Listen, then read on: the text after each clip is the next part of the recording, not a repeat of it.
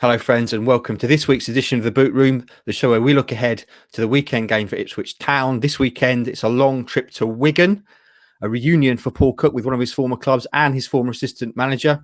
My name is Mark Heath. With me this week is Stuart Watson to break down the game. So, Stu, let's get into it. What for you is the big talking point with Town going to Wigan?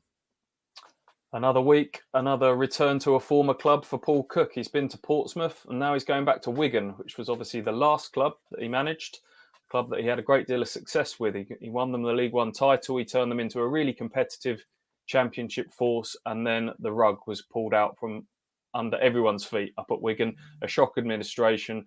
Paul Cook left. There was a mass exodus of players, but one person who did remain was Liam Richardson, who was his trusted assistant, who worked with him at Chesterfield and Portsmouth before Wigan. He stayed on to be the manager, and he's given Wigan a real fighting chance of beating relegation this season. So it'll be interesting to see those two facing off, because there's every chance that Liam Richardson follows Cook to Portman Road once this season's done. Indeed, really interesting to see the battle on the touchline tomorrow. The other interesting thing tomorrow, Stu, will be, as ever, Town's team selection, but particularly this week, with what Cook decides to do with that back four. We know James Wilson's injured, so will he risk bringing back KVY for his first start in about 34 years at right back, pushing Chambers inside? What do you think he'll do with the team? There'll be a big temptation for that, because, as we've said, Vincent Young is right up Paul Cook's street in terms of what he wants from fullbacks, but it's a big risk, isn't it? He hasn't had loads of under-23s football or behind closed doors football. Went straight in as a substitute last weekend.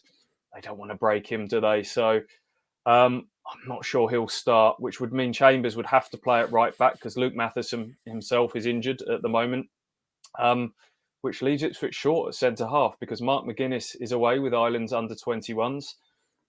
So if that's the case, Luke Wolfenden straight in. We haven't seen a lot of him recently. He would come in to partner Toto Enciala at centre half. Left back, it's been Miles Kenlock mainly, who'd been in good form. Stephen Ward came in for him, and Miles Kenlock dipped out last week.